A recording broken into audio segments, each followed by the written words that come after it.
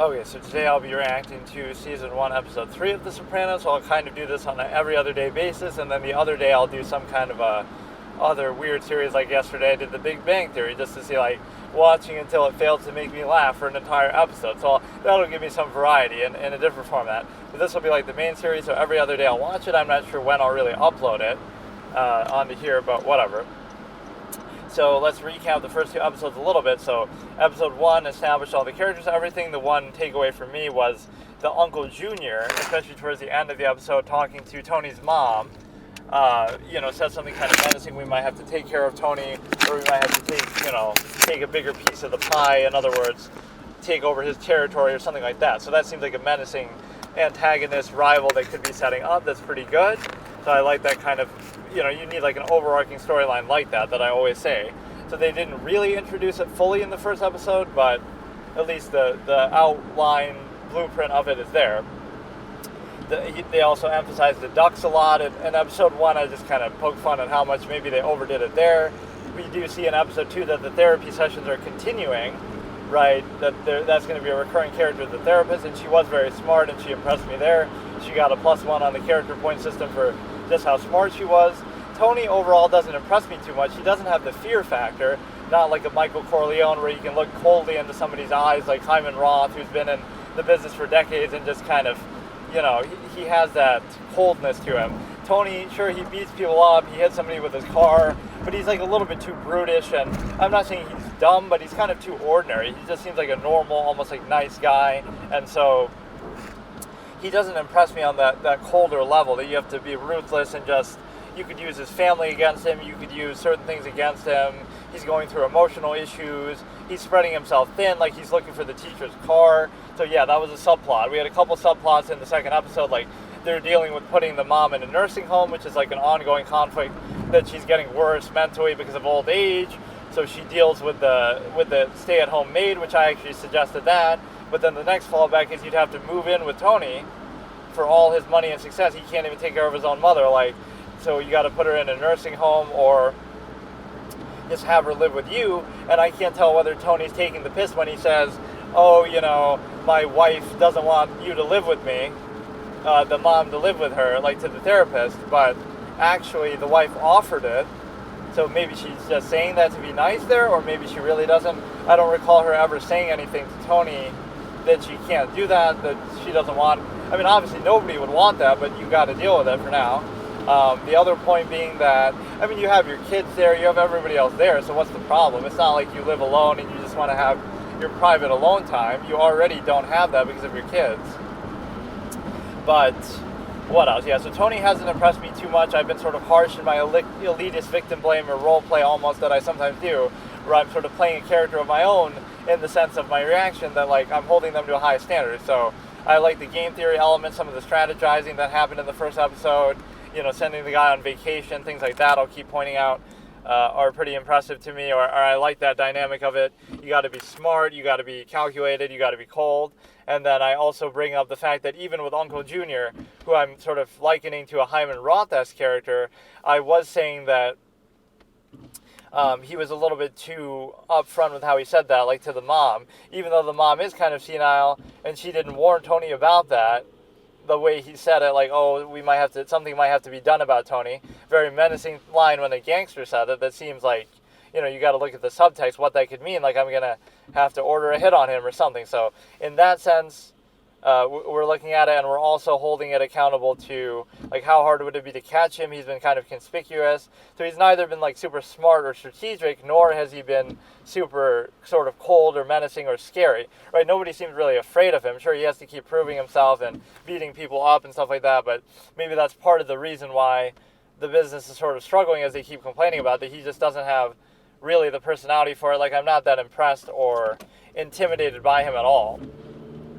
He's powerful, but we're kind of just led to believe that he just is that. Like, we're not seeing why or how he really got there. In fact, he's been a little bit reasonable. That's the one thing I sort of praise him for. He's been sort of humble and reasonable, that he's willing to take shit from people sometimes. He's willing to have a conversation. He's not just leaning on his stature and saying, oh, I'm Tony Soprano, maybe because his stature isn't as high anymore, or, they're going through tough times. But generally, he seemed kind of humble. Maybe the therapy has helped him with that, like where he's he actually apologized. Like when the kid's giving him shit, yeah, maybe I should have given you credit, or, he's willing to have a talk about it. Unless you're completely unreasonable, then he'll beat you up or whatever. So the one kid, the spider guy, whose name I keep slipping me in this context, is, he's trying to be responsible. He wants to be a made man, but he let something slip too. In the same way that I said Uncle Junior did, that he might order a hit on Tony. The same sense here, you have a situation of him saying, I might go to Hollywood and make a movie. So he's kind of been discontented. And then they've been doing a bunch of stupid robberies on the trucks in Uncle Junior's territory. And something went wrong and they accidentally killed somebody, so that's creating that'll deepen the conflict with Uncle Junior even more, which isn't really even Tony's fault, but he can't control his people. So what other? Like, we had the three big plot lines there. The kids are up to trouble, getting in trouble, hitting the trucks, stealing DVD players, and something else in the other one. And then you can never tell whether it's innuendo, like, it's not really a DVD player, that's just what they're calling it, like in code, because it's actually drugs or something. But I think there it actually was just DVD players. And then the second plot line was trying to find the missing car of a teacher at school. And then number 3 is like not Uncle Junior, the mom going in the nursing home, things like that. See, Uncle Junior had a power move there where Tony's at the nursing home and Uncle's calling there just to show, like, I know where you are at all times. I thought that was kind of a pretty badass thing. And then finally you have the situation of, again, the kid sort of getting in trouble. What else was there? There was a scene at the club that I want to watch again, that there was something there that I noticed but then I forgot that I wanted to say, and as it was going on, it's hard to do this in real time without pausing, but there was something to do with I was criticizing Tony in this sense too, right? Not only is he not coming off as intimidating or really that impressive, intelligent, or anything, right? Aside from, again, he's kind of humble and willing to talk things out, which part of that maybe therapy has taught him, but he has a temper, but he's not, it sort of seems reasonable, right? Most of the time he's willing to go back and forth and have a conversation, even with people much lower ranking than him, even the kids who are up to trouble. He's willing to talk it out. And he was upset about the whole accidentally killing somebody, right? But like the truck driver or whatever happened, the one guy was holding the gun sideways, so I almost thought it was him who did it, but I don't think it was, right? Somebody's gun accidentally went off. It's hard for me to catch all these details visually sometimes, but again, I'm not going to hold any of that against the show, like, it wasn't clear how they showed it. It was, it's just I didn't understand exactly, but it was just some mishap that happened. So basically, he's sort of spread himself thin, like, I get that they're trying to do this as like a comic relief or subplot line or whatever, but the fact that, they complain, the kids, my teacher's car is missing, and then they find it, right? Tony sends people to find it, but that would piss your people off. Like, we're already going through tough times, but you want to spread your resources and efforts and people thin, looking for a car for your kid at school that has nothing to do with actual business, right? You can't do that. Like, that makes you look like a clown, and that would lose points for you there. Never mind the fact that you're going to therapy, never mind the fact that you're crying there, never mind the fact that you care about the ducks, you have your weakness of your family, all these kind of things that make you look like not really all that tough. You could say, that's humanizing him and it's not going to be perfect, but you got to be cold. You got to not have a family to hold you down. You might say, then what are you doing it for? But that can certainly act as a weakness. The fact that somebody's going to be taken hostage or whatever, that can certainly act against you. And so, looking at it from a police standpoint or a rival gang standpoint, he's not as impressive as what you might think, despite the power that he has. And then finally, these stories never go into like what protections these people actually have, like or detail about it. Like, why does Tony get so much protection where he can beat up somebody in public, like from law enforcement and stuff like that, when he's doing it so conspicuously? Imagine that in this day and age, like somebody will take a video of it on their iPhone, and like now you saw this guy beat somebody up. You didn't have that back then, but he's just doing it in such an obvious, conspicuous way that, I don't know, it makes it harder to keep control of that in the long term. So you have all those elements, and then you finally have the one point I wanted to say, which was, again, that he's not that impressive either when it comes to that. Like, I get why they're trying to force that out in that episode, like, oh, we want this little subplot line. So from a writing standpoint, it makes sense, but from his standpoint, it makes him look even more pathetic, that you're not in the best state of affairs, but yet you're still spreading your resources and people thin to try to do some unrelated stupid thing. So, solving the mystery of a car. So that would lose respect amongst your people. You're making me do this shitty job that isn't even making us money, but it does sort of take on partly a Godfather type role where, like, you're doing favors for people or you're doing good for the community that kind of boosts your reputation. But it does kind of hurt on the perspective of, again, like, you really shouldn't be worrying about stuff like that right now. You're not in the position to do that. When you're really at the top and in power, then yes, but it's just like a random favor to the family in a manner of speaking, and so that is definitely a bit of a surprise. So let's watch that club scene again and see what I noticed. So this is episode 2 still. There's a truckload of Italian suits. Those unload fast.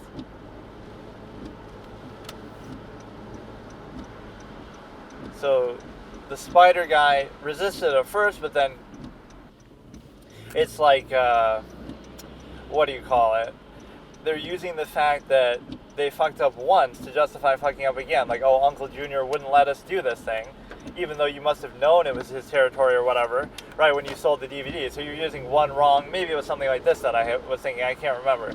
But you're using one wrong to justify another. Like, you did something you shouldn't have done by jacking Uncle Junior's truck or in his territory. Then you say, well, he didn't let us keep it, so now let's do another one. So it's an endless cycle. Why couldn't there be something that you could find that doesn't belong to him? Is there really nothing of value anywhere else? Or I was also saying the framing, trying to frame it on some rival gang or on somebody else, which maybe that's harder to do than you think. But, like, why do you have to admit it was you? Wear a mask and do it like that, and then they'll never know it's you. Or at least it'll take some digging to find out. So there'll be some sort of ongoing plot line with that where, you're trying to cover something up, basically, or you're going to have to kill a member of your family if you're Tony, and then that's going to be an ongoing plot line with the family that you have to hide it from everybody else that you did it, because that sort of event might come up. So the uncle seemed very much more cold and much more suited for this, whereas Tony seems kind of like a bit of a softie in a lot of ways, with the ducks, with the therapy, with the family, with the car. Just generally, he seems maybe more weak than what you'd want in a mob boss over here. And one thing I was criticizing in the second episode too, it starts off like that with their quoting of, they quote a lot of gangster movies. Like, real gangsters don't quote gangster movies, because that's like what a wannabe would do, right? If you're the real thing, you don't need to. You are the quotes.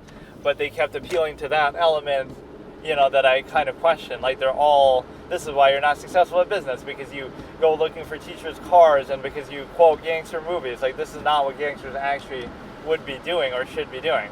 So that element is definitely fair to consider.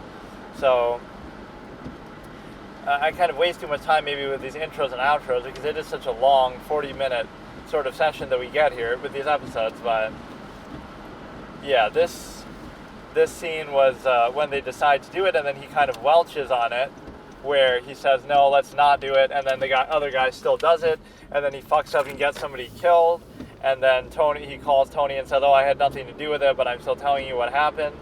And so, why not just pretend it didn't happen? Like, who is the witness? Yeah, you killed the driver, so they wouldn't know it was you who did it, but then if you try to cover it up, that makes you look even worse, I guess? I don't know. Would you rather them be honest about it, doing something shitty, or just you might never find out and hope that you can cover it up? If you're smart enough to cover it up, then so be it. And yeah, I was just using like the elitist victim blamer lens that, like, oh, I don't feel bad for any of these people, because go work at fucking McDonald's or something. Like, why do you have to? I was saying that in Girls, actually. The one girl loses her parents' financial support in episode 1, right? And then just go work at fucking McDonald's instead of, doing a life of crime. Like, it's not like you have to do this, especially once you get to a certain level, but then I guess you feel like you have to, otherwise it's ingrained to the point where if you try to stop, you'll get whacked, or they'll think you're going to Hollywood like this one kid is talking about doing, which again, even if you are thinking that, you never say that to the boss who's going to potentially kill you. So you certainly have seen Tony's power on display, though, with respect to the therapist, for example, letting her get to a table at dinner instead of waiting in line. There was a scene like that in the first episode. So you're getting those kind of Goodfellas moments where you get like the whole, it's not just about the money, it's about the power, it's about the, that sort of prestige and influence that you get to show off, where like Karen is so impressed by that from Henry, like, oh, I want to be with this guy because he's dangerous. I want to be with this guy because he has that kind of perks that come with it. And then later on, you're going to want to complain, oh, boo-hoo, I guess Karen doesn't really complain in that sense, like, how did I get myself in this life of crime? But you know full well what you're getting into the whole time. You could just break up with the guy earlier. He's not going to kill you or something, although maybe in some ways you got to keep up appearances, and they say that. But yeah, as somebody who's watched all these gangster movies multiple times, I could make references of my own. So I'm saying Uncle Junior is Hyman Roth, and whatever. Some of these actors are taken right out of Goodfellas. Spider and the girl who plays Karen, I think, is the therapist. It must be, but she just looks so different. I can't place it. She sounds similar, but that's just the whole Italian aspect of this here. Okay, so we're starting in 3, 2, 1. Not accounting for maybe HBO intro, but I don't think... It still says like HBO original at the beginning, but it might have said that originally. So this is the intro with the music playing. So here I'm not actually driving, so you won't hear those sounds competing with it, but I'm actually going to be eating something. Like I stopped to get something to eat, so I'm eating in the car, and then I'll drive. So we'll compare how this works. Hopefully you won't hear it too much, but maybe it'll encourage me to talk less. But this series is pretty good pace with respect to... This series is pretty good paced with respect to, there's not like non-stop wall-to-wall dialogue like somehow either sitcoms would be, or even Girls was kind of like that. So they'll show this intro the same whole time every time.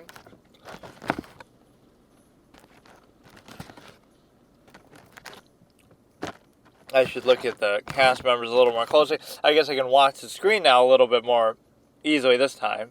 It wasn't Christopher Walken in that. It's like George something Walken. Yeah, it's been pretty good so far.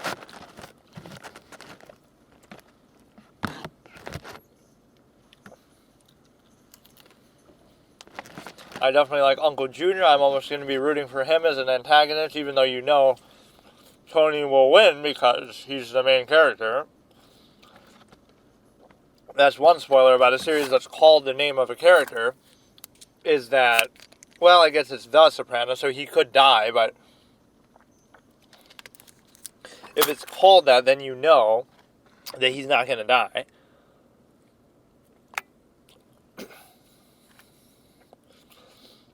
So they're going to...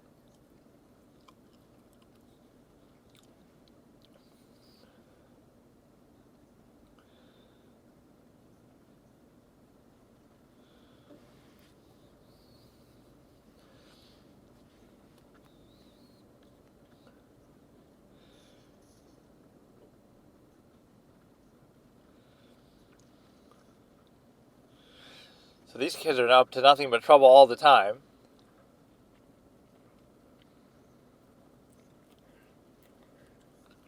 Oh, but they returned it.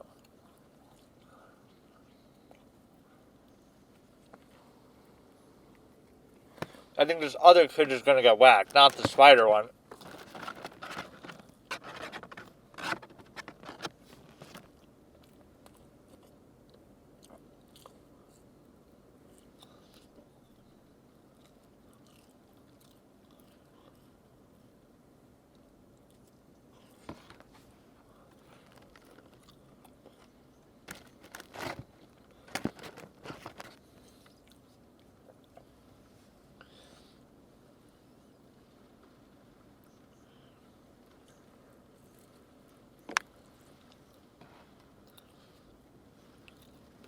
Junior is very calm and cool. See, he gets a +1 point, dude. He's so good.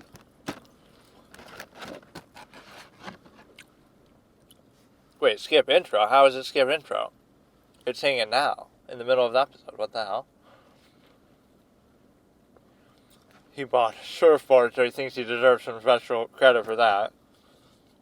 He doesn't do anything without expecting something in return.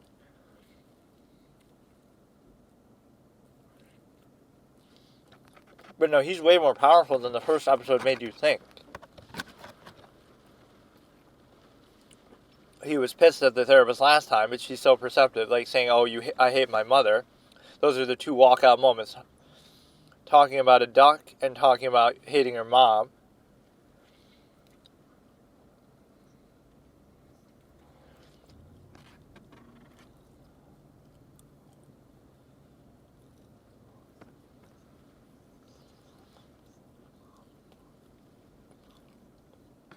Rorschach test. Okay.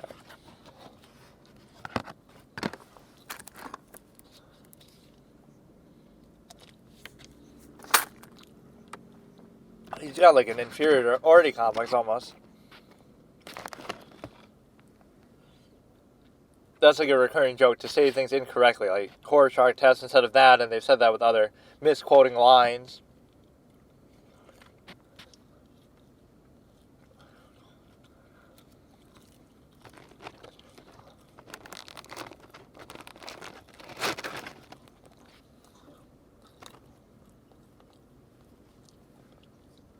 So how did they leave it with the mother? I can't remember. Like, they were trying to put her in the home, but she doesn't want to go still.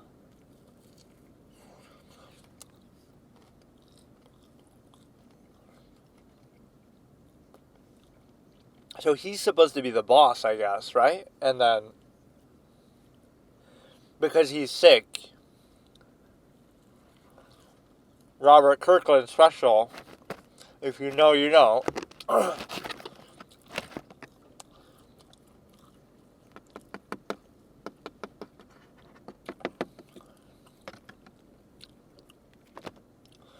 But he acts really protective of this guy. Somebody was talking shit about him, and then he beat him up, the other kid, who I said might get whacked.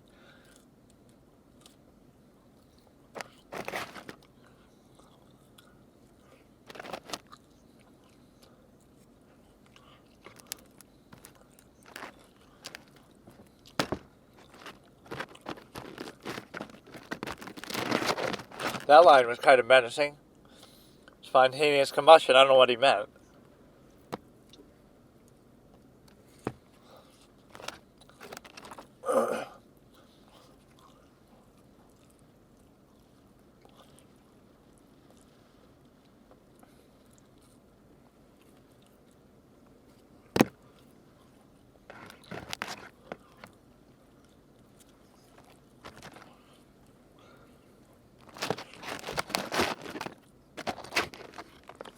When a mobster calls you the Grim Reaper, you know you're scary. That's a good line. The Jewish guy's the one who gave the good advice to send the guy out the restaurant to prevent the hit. Hyman Roth was Jewish, technically, as much as I always talk about him.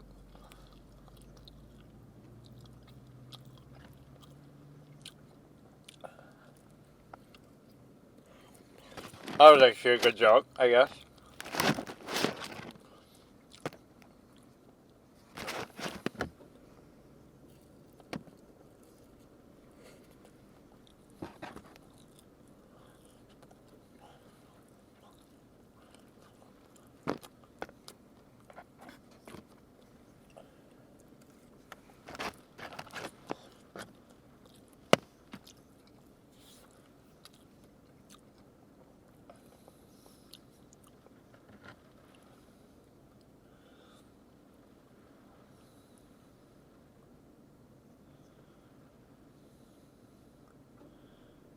They're doing all the talking. He's just kind of sitting there listening. He just doesn't want to hear it. He's offended, but he's acting like use the sickness as an excuse just to get them to shut up or leave.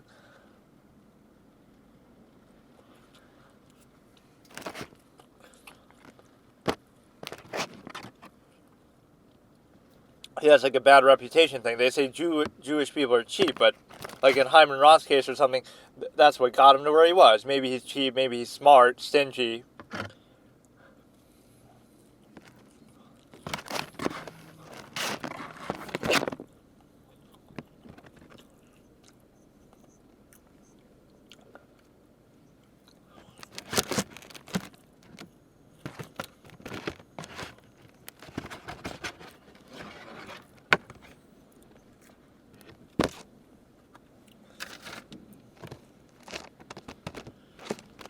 What, like Tony can't get you into some special university as a privilege of his power? Have somebody forge your transcript?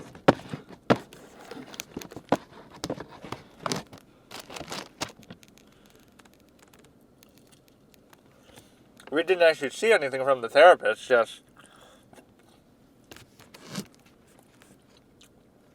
just talking about the fucking picture.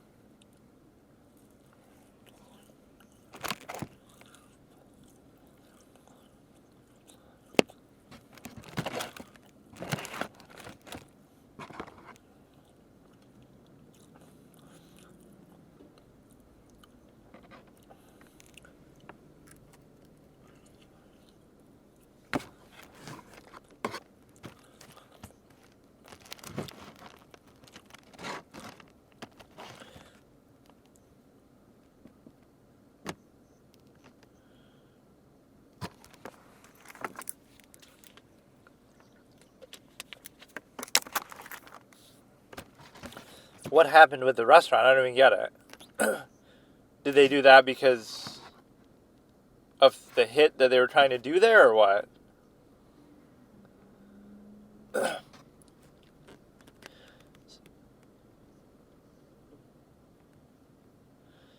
So maybe the hit did. I forget what happened with that. He gave him the tickets, but his wife didn't want him to take the tickets from Tony. Right? Don't take a gift from Tony.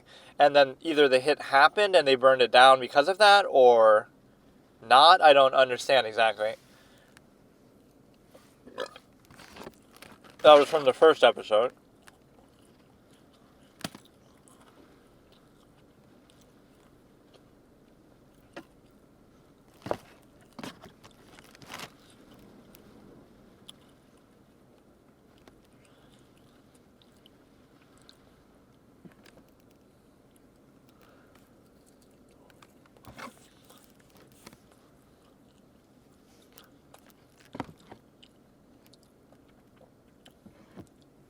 This is like the Godfather scene.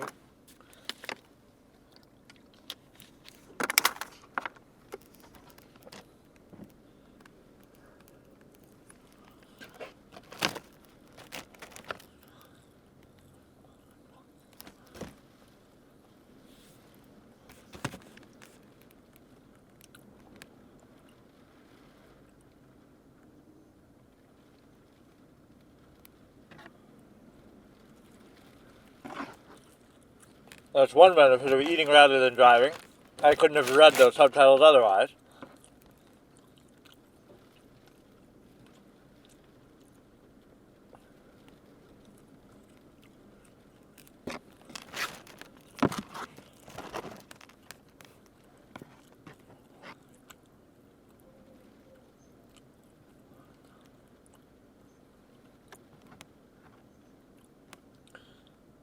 So this guy's very cheap.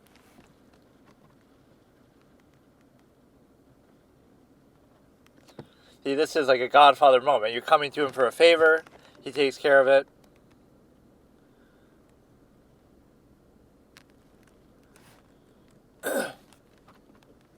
No, I like Tony in those moments. That's the plus one. Even though I think he's a pushover and he's weak and not macho and all that, he's good at those kind of humble, just have a conversation, sit down and talk. He seems not too arrogant there or flexing his muscle. You know, call me Tony, all that.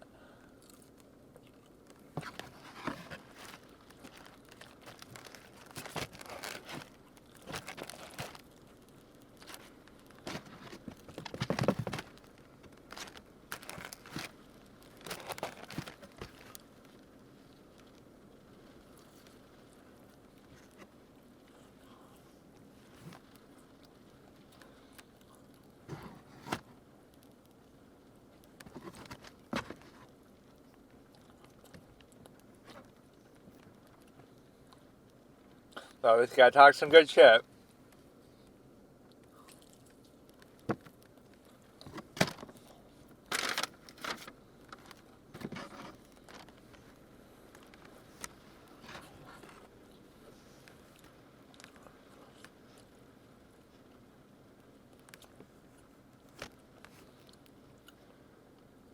This guy makes a good case, but they don't care.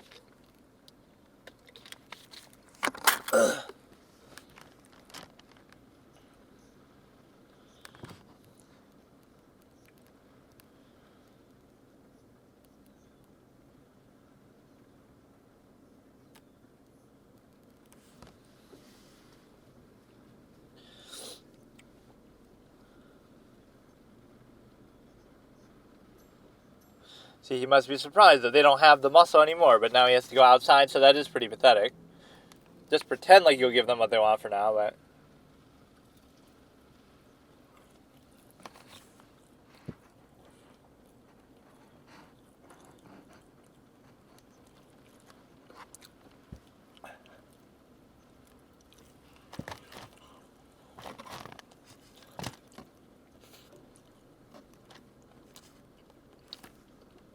I don't really like his wife. She's not done anything really bad, but just, she's kind of annoying. Pressuring him to...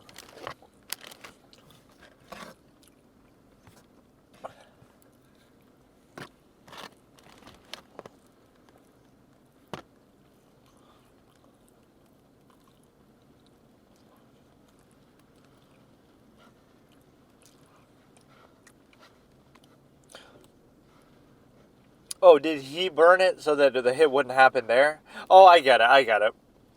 He did it. Tony did it, right? Because he didn't want the hit to happen. Wait, that doesn't make... I don't know. I must have missed something with that. He burned it down because he refused to take the tickets. So that's the only way to stop the hit from happening there. But would that really be worth it?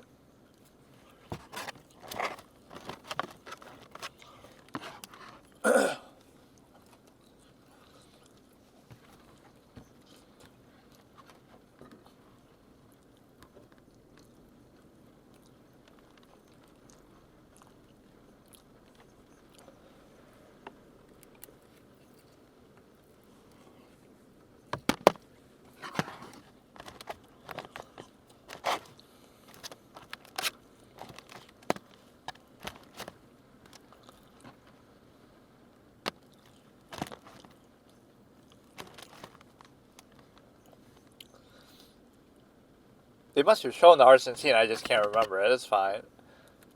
But it's like, either Tony did it to try to stop the hit from happening there, or...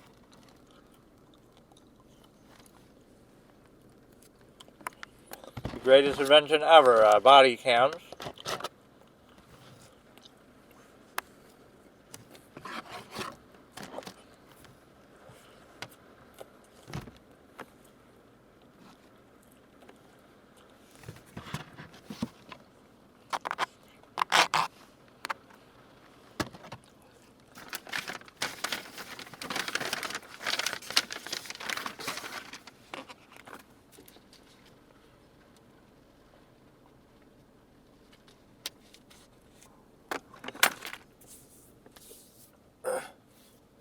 Brendan is the one kid.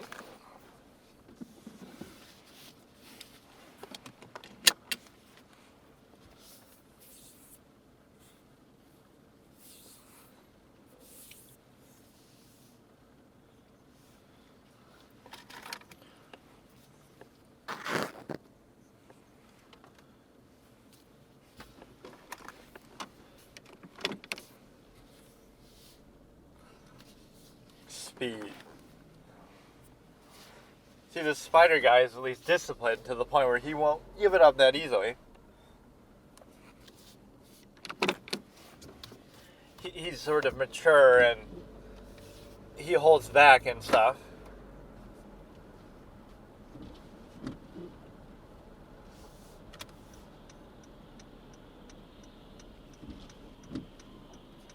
He struggles with money so much, though still he's fucking robbing DVDs and stuff from Junior. Like, I'm not saying he's that smart of a character, but he's at least better than the other fucking kid and most of the people.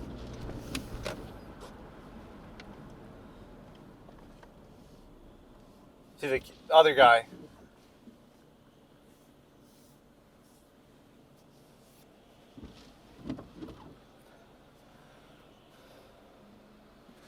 No, it's not, because then you'll get killed.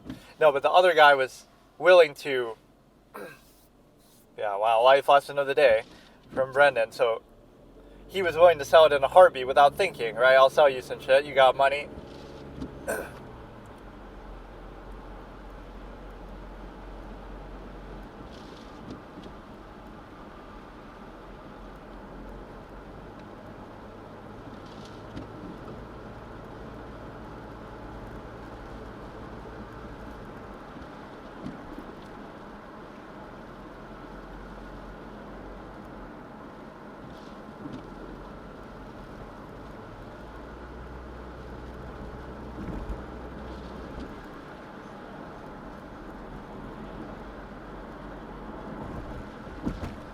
what is this? Some kind of a happy ending? Nurse with a happy ending. Well, why is she doing that? Tony somehow set this up, but why?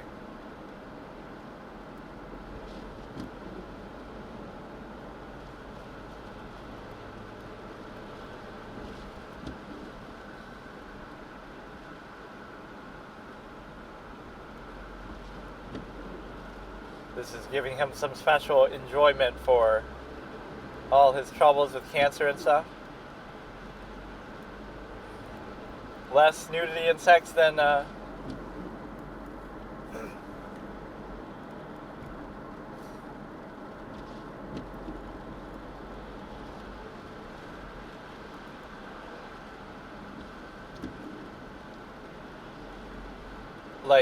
than girls. Bedside manner. Now that's what I call bedside manner. That's the line I'm looking for. Yeah, some kind of party, dude. But yeah, don't talk shit about that guy who'll beat you up and throw you into a restaurant door or whatever he did with the other kid.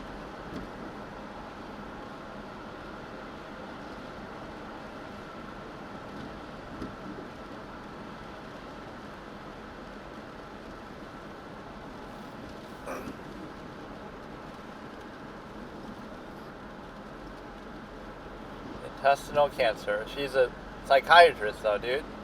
They just sit there and fucking talk, but she is really smart. Something almost that I might have almost done.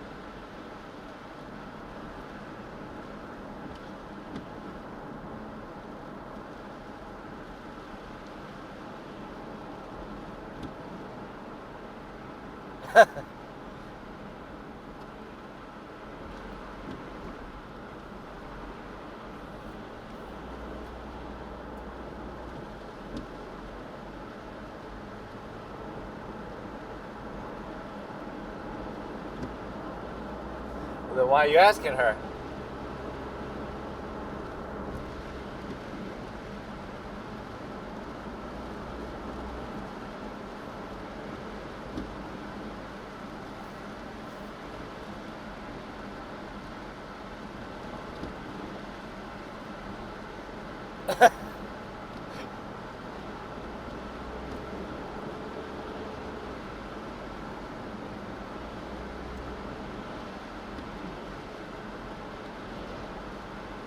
You're the one who brings up all this shit to her, though. But you'll still keep coming back. Storm out count number 3. He gets mad about the painting. He gets mad about the ducks. He gets mad about the mom. Every time you think he's out of therapy, they pull him back in because she's too smart and perceptive, and she's actually right.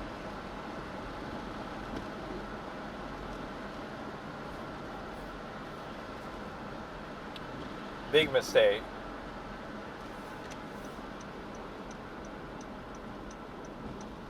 Bad move. Bad move. -1 character points.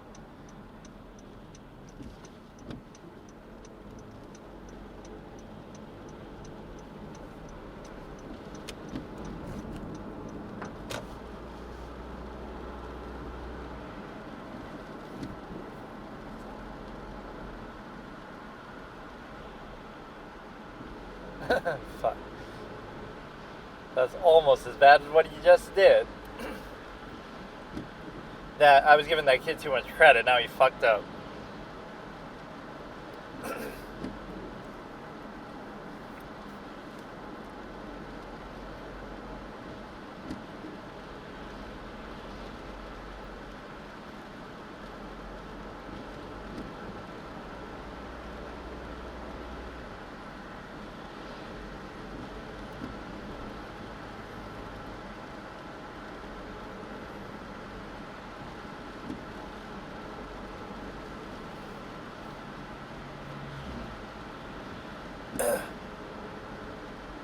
Yeah, this wife is a bitch.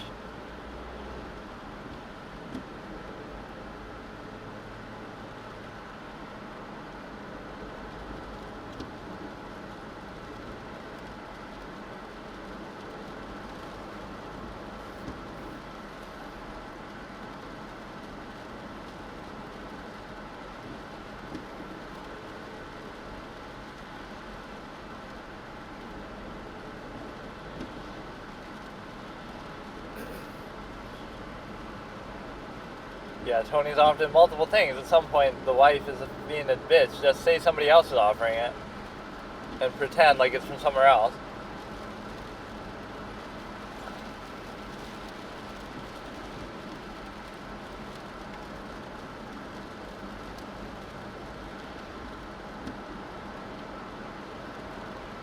Look at her forceful, assertive nature.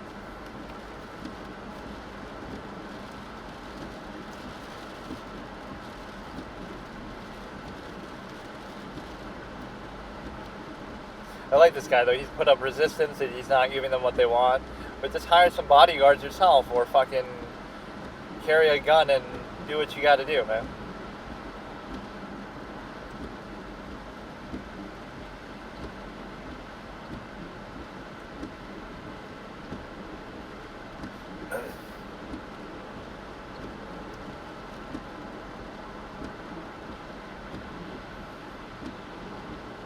Like very existential. I want to know what happened with that. I can't figure out. Maybe they don't want you to know yet, but I think I just didn't catch it because of my...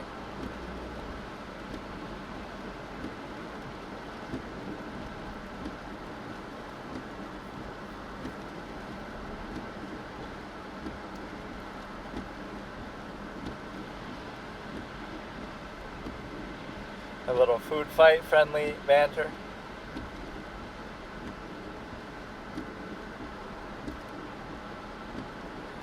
He has a temper, but this is more like controlled anger. But you never want to do this with a fucking mob boss. You never know when they're going to go all Joe Pesci on you.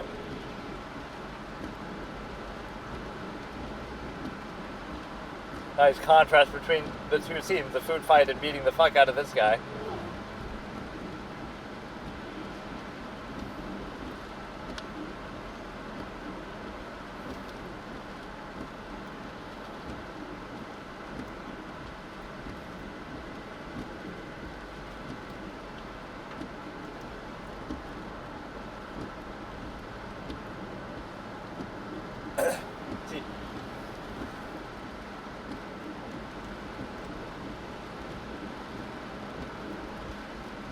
I like this guy.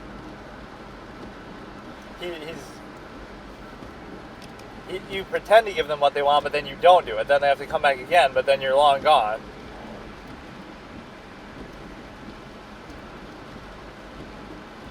Fight back. I mean, I don't give a shit who they're protected by.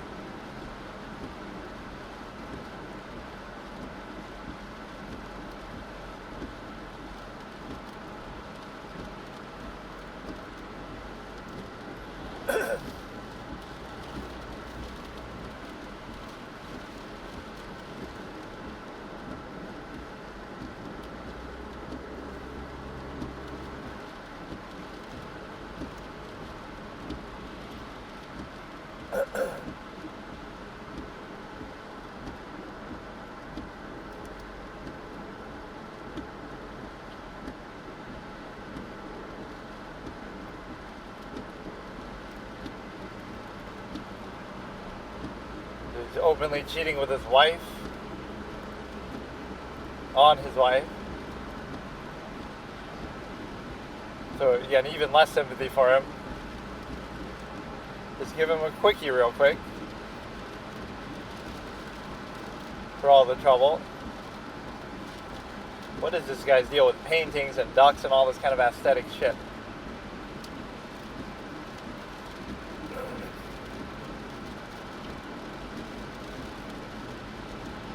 Fuck. So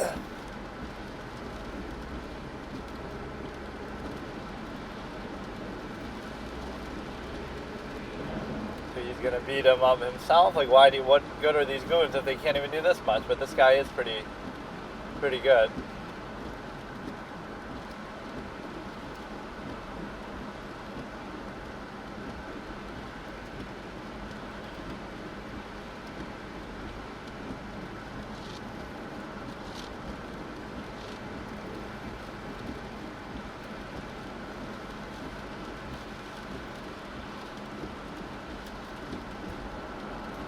You won't kill him, but he's too strong-willed, so what else you can do? Waterboard his dumbass?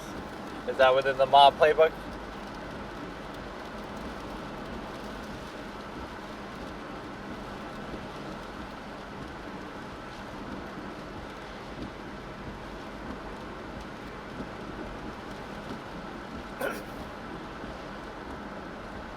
That's impressive. He has more balls than you, Tony.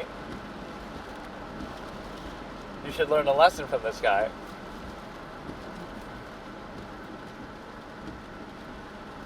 Oh shit, look at this reference, historical reference. Look at this guy, deep character. You need more characters like this.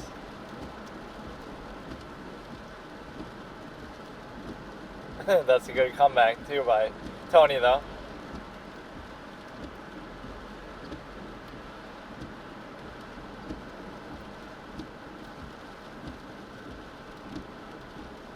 I'm not that impressed, whatever you do, but I would be a little more subtle about it. Just, pretend like you're going along with it.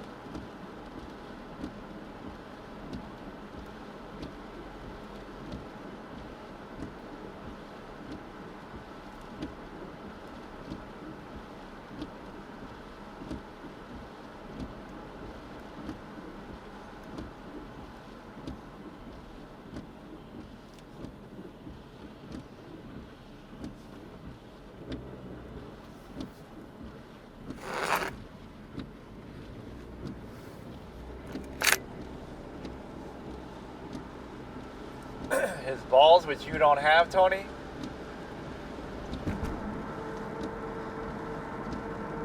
These guys are always giving him good advice. He always called the Jewish people for advice. You wouldn't think they cut off his fingers or do something like that, I mean.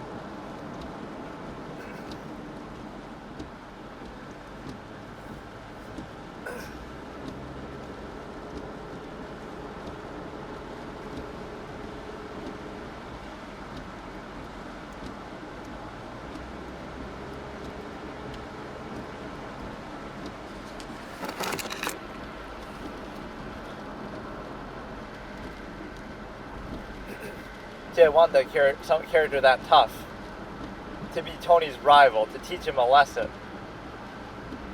The elitist victim blamer personified. Maybe Uncle Junior can be that, but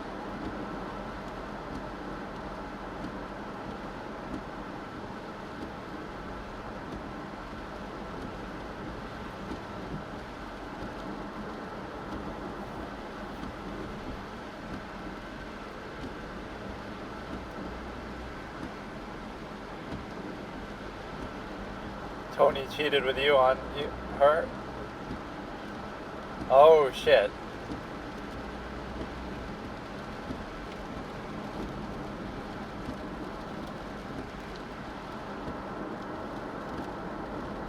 Why are you saying this now, though, of all times?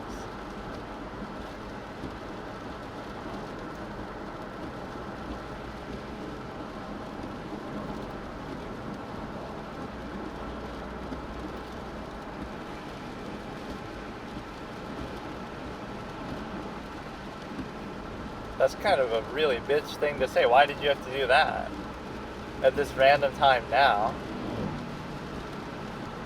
Of course, she already has said Tony's a cheater, but in some kind of half-meaning way, but he's cheating on her with that Russian right now.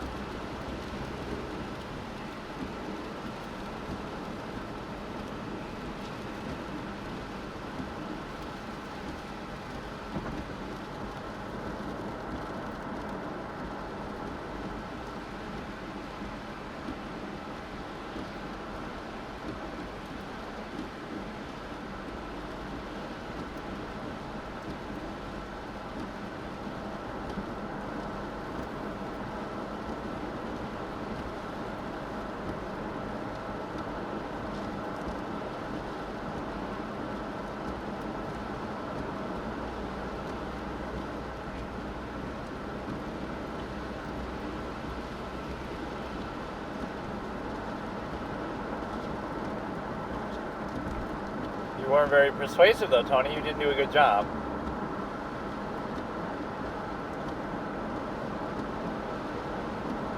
Tony doesn't scare me. That fucking guy can stand up to him.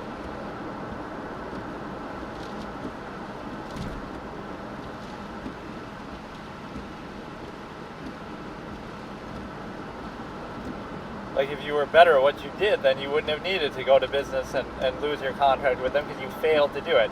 If you can't even break this guy who's tougher than you, Right.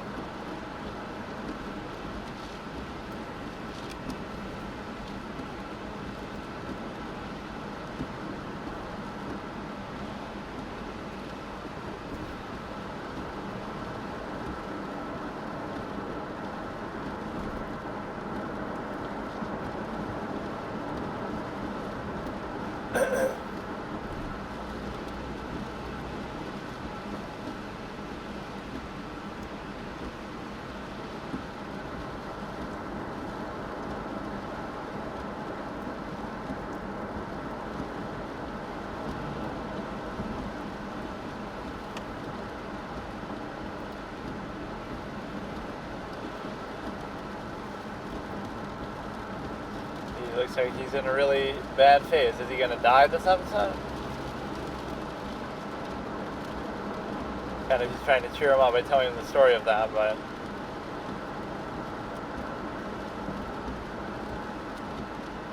he's pretty sad about the whole situation, but...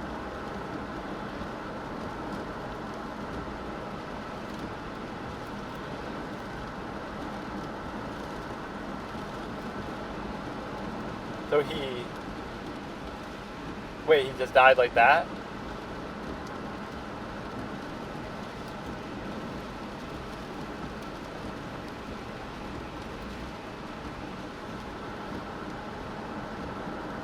Chris is the guy, right? The spider guy. Store windows plus 1 character point. Just like how you paid for a $400 surfboard.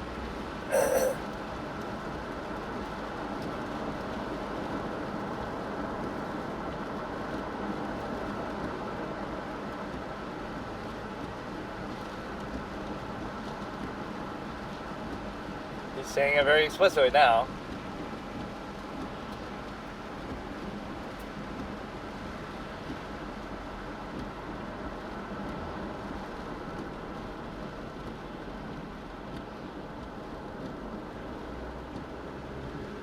Yeah, whack the other clown, right? Brendan, who's Kalani?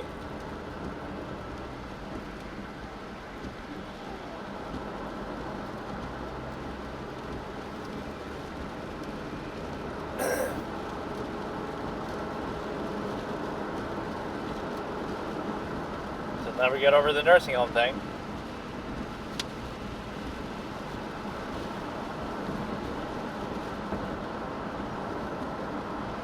You want to make it about you? Oh no, wait. Is he gone or not? It's like he's already gone, but he is already gone.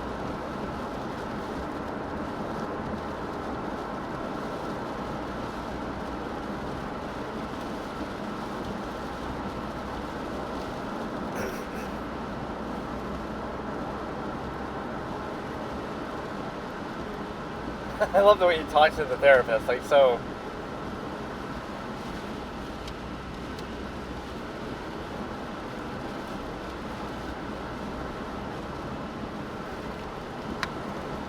I'd love to see Tony get tortured then. Let's see that in season 6 or something.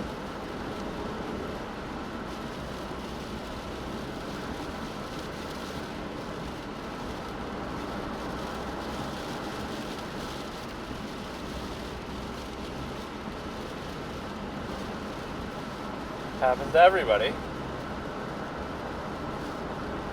With all your money and resources, yeah, you can't help your friend, you can't help your mom, you can't help anybody.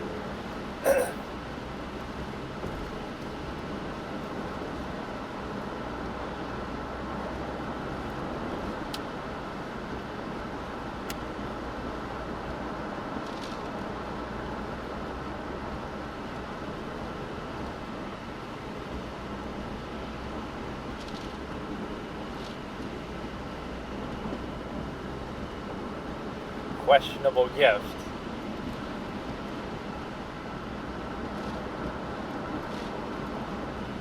He's turning into a bit of a philosopher. All these fucking little references. Frankenstein, ducks, pictures, like all these analogies. No, my objection isn't that he lacks humanity, it's that he lacks, if you're gonna do it all the way. Be like Light Yagami. You gotta own that shit. Be like Michael Corleone. Don't go halfway. Go cold. Go full on. He's too half-assed. He's too, I'm a normal guy. I'm a chill guy. No, you got to be hard or you got to be soft, and just don't even do it. He's too much of a pushover. Looking for a fucking car, worrying about his mom, worrying about his family, getting the, all this kind of stupid half-ass shit. He's not tough enough for this business, dude. Heavy as a head that lies the crown, but still, he's got a lot of issues, man. Are they going to kill Christopher?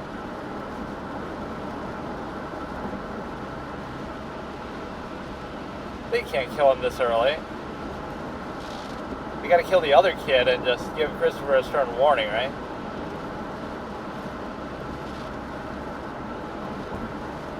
So now the wife will be all upset.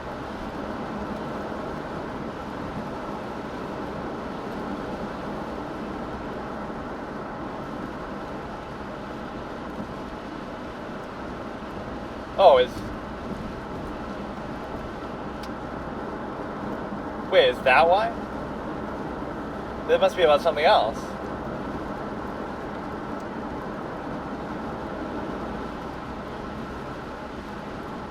No, we don't. He says in English. Oh, he admitted to something it wasn't even about.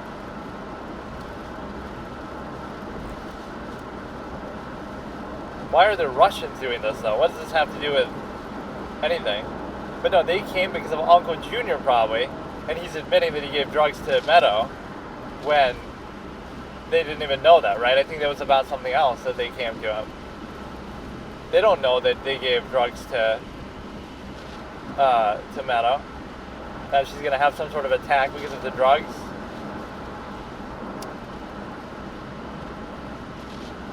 But you'd never find out. I guess she could just say it's her, or it was him.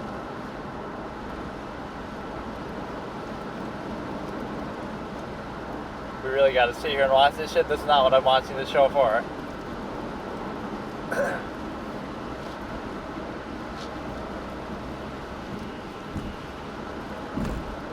I like these sort of subtle, in the background conflicts. Now the wife's going to be pissed about that, but she won't say it, or maybe she'll bring it up later. But I like the ones that sort of brood in the background. You're going to kill the kid in the... Yeah, kill him for real. This dude's a clown. This dude's a clown, the other kid. Okay, that one I kind of agree with, because Jack, but wait, isn't that Brendan? I don't know who's who anymore. I can't keep track of the names, but I'm assuming that's the other kid who was always clowning around, right? Yeah, it must be. You kill the one kid, which is fine, actually. He was clowning up a lot. He robbed the van after Chris already said not to. So they threatened to kill Chris, but they didn't. So yeah, that had to do with Uncle Junior. That wasn't the drugs, but now he has that as leverage. That if they go back and tell him, now he'll say it. He'll hold that over Christopher's head. That you gave Tony's kid drugs, so now we'll use that against you if you do something. Well, the one thing I'm confused about that deserves some elaboration is the fire. Part of this is maybe the way I'm watching it, the fact that I'm talking sometimes even over it, the fact that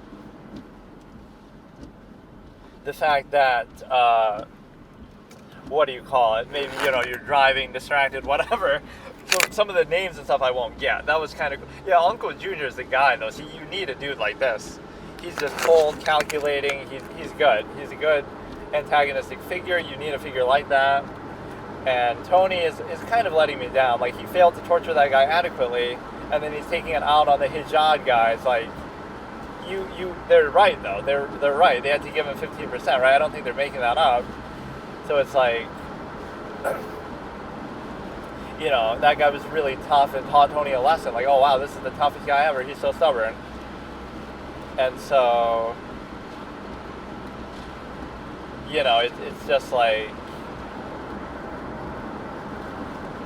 you're in a position where he's just not that impressive or that scary. So I like this idea of somebody standing up to him. So, Uncle Junior will do the same thing. He'll be just as tough, and like, you can't do shit to this guy. because he's going to actually be cold and calculating and tough. See, I'm looking at it not from the lens of morality, like all these people are criminals or whatever, most of them, but I'm looking at it from the lens of ability. If you're going to do it, you got to be good at it and commit to it. Tony's too half-hearted, he's flaky, he's a mental case, going to therapy, having all these issues, like, he's just not that guy. So I'm going to keep having that objection, like, nothing he's done has really impressed me, right? Sometimes his diplomatic tone is good, but he can't control his people, he can't deal with Junior can outmaneuver him easily, so I want to see that happen. But that's the problem with this thing is like, oh yeah, Sopranos the main character, so he's not going to die. But it almost seems like realistically, if you look at these two characters objectively, Uncle Junior would just kill Tony, and that'd be it. Like right now, he could just do it. Now the mom would be upset, and he has that much respect maybe for the family, but on a strictly strategic level, he would just do it, and Tony would never see it coming.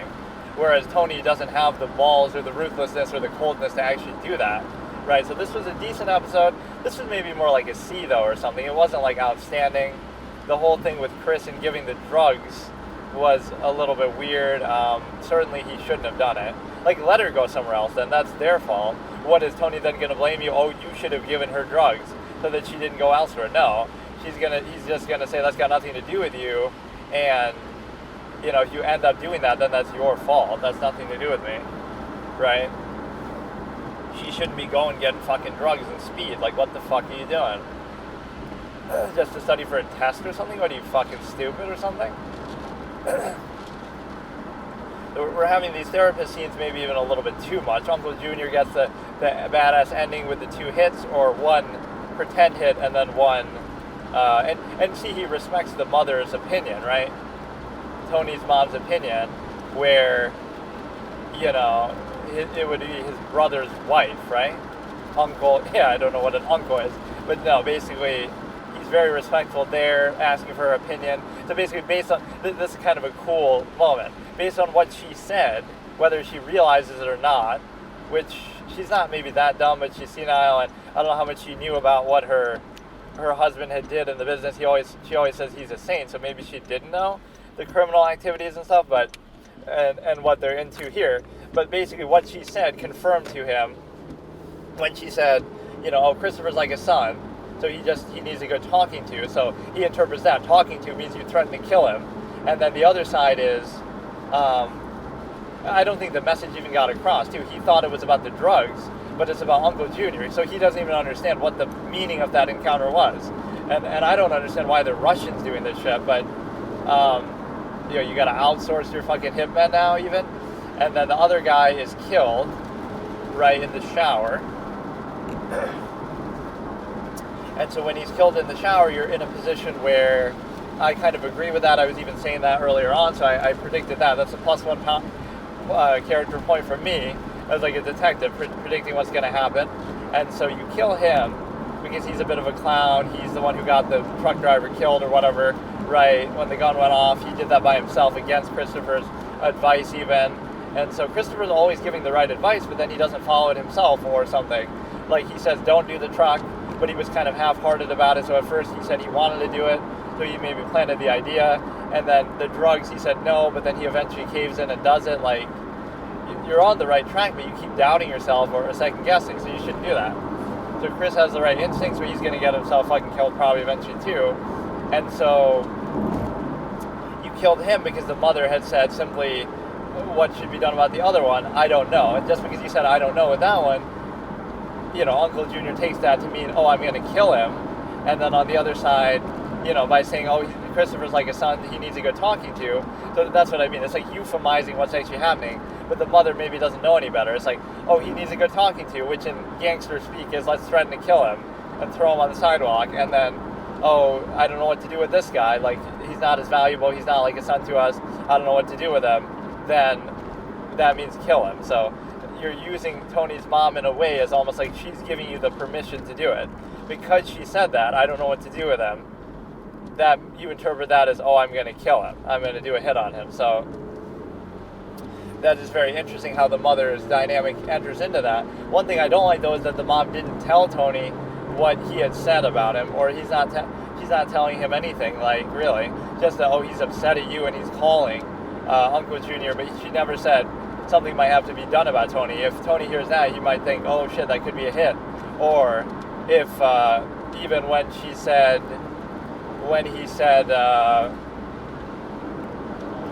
I don't know, he said it again here, like, what, light a match under him sort of a thing, right? The one loose plot point, which is just the restaurant. I don't really understand actually what happened with that. And I wouldn't want to look it up either, because you might think, that might spoil something from a future episode, like, we find out later what happened to it. But I think they showed it, I just can't remember. It's one of two things. Either Tony did it, and that's why he gets upset whenever anybody brings it up, because he's the one who burned it down to try to stop the hit from happening there, or it was done there even though still it was done to cover up the killing or something like that, right? The fact that it was arson. Even the wife, he was snapping at her, do you think it was arson? Which, like, why would he have a reaction like that? Unless he was the one who did it. Let's say it was arson, why would you care? Or, she doesn't know that he's the one who did it, even though she knows he's a criminal. Or, it's hard to know how much people know. Like, do the kids know, like, he's into all this shit, or what? They know that he was able to locate the car, right? Everybody knows he's powerful, but yeah, he gets a -1 for this episode just because he didn't show himself to be intimidating enough. He showed himself to be kind of overly sensitive, flaky.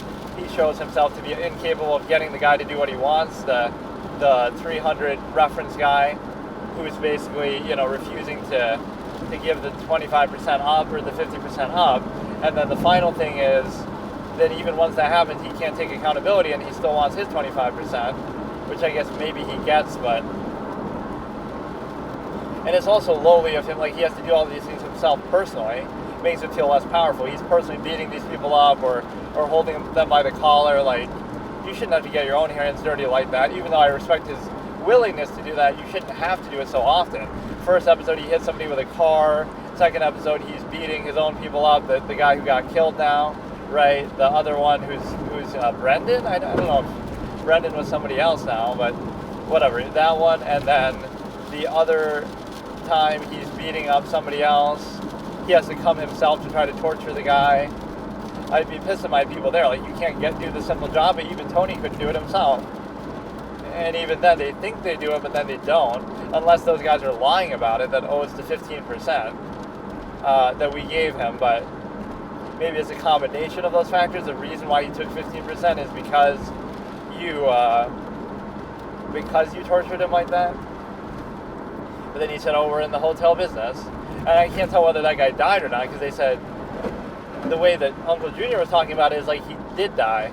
Like, they're putting up pictures and they're like reminiscing, like, they were talking about him in past tense, like he's already dead.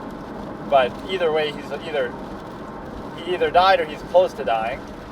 Some of this isn't even really my fault for, like, how I'm doing this. It's just some of it's maybe not super clear.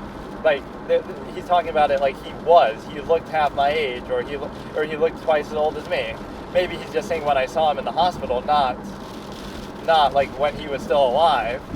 But whatever, he's either dead or close to dead, and then I guess what Tony said confirms he's not dead, though. Like, it's like I wasn't even there, which you might say that was still while he was still alive, but it's fine. Either way, so that's one plot point. This almost gets like a C or a C+. It's still a solid episode, but I don't know. I think this Uncle Junior dynamic would be the whole thing. So I want to see the strategizing back and forth between them. And again, Uncle's showing a lot of strength and sort of composure, and Tony is showing a lot of weakness, where he's just not that impressive, and he's just kind of, I don't know, he's not this big boss that the impression would give you, or at least it's not like the good old days, like, whatever. He doesn't feel as powerful as they make him out to be. And so everything's in decline. So then, what else? What other interesting notes are there? The wife is going to have this passive-aggressive thing that they're cheating. There are a lot of good little subplots going on. The whole Chris thing and the drugs, that, Tony's daughter and the drugs that she's using. The fact that you know, but that was like the car subplot of this episode, basically the whole 15% with the marriage, right? The whole, the guy trying to get a divorce, or trying not to get a divorce. That was the little subplot thing that they're focused on. Although in the second episode it was weird because that wasn't like relating to mob stuff. That was just like you're sending your mob people to try to get a car that was stolen, like, and you couldn't even find it, so you just fucking, or it was like already scrapped, so you just jack another one. So somehow that's just all okay, and there's no problem. Now that teacher's going to get arrested later for driving a stolen car, as if that really wouldn't happen. Like, you're going to be looking for it, and he's very conspicuously using it, so how are you going to, and it looks different and everything too, your stuff's not in there. So even the teacher was a little suspicious of it, but he's not going to say anything. Yeah, the therapist scenes are getting to be a little bit too much. Like, I get what they're trying to do with that, but it's kind of too template at this point. It was one thing to introduce. I thought they would just introduce the show with that with the first episode, even though I like the therapist character, and she is perceptive. Although now, this episode she was kind of rambling on a bit and just kind of using these associations too much. Like, you say like a certain trigger word, like, oh, a Frankenstein, or oh, a duck, or oh, a tree and rotting out and things like that, analogizing that to the fact that, you know, whatever, the guy with cancer who's dying or something like that. But yeah, he's a bit of a clown in those therapy sessions too. The way he talks kind of cracks me up because he's trying to like prove something, but he's just kind of stupid. Yeah, I'll be shitting all over him, but that doesn't mean the show is bad. It just means like he's a flawed character. There's nothing wrong with that. So there's the Great Fire Mystery, which I'm not really sure what. I just can't remember. It's going to be hard to keep track of all these things, but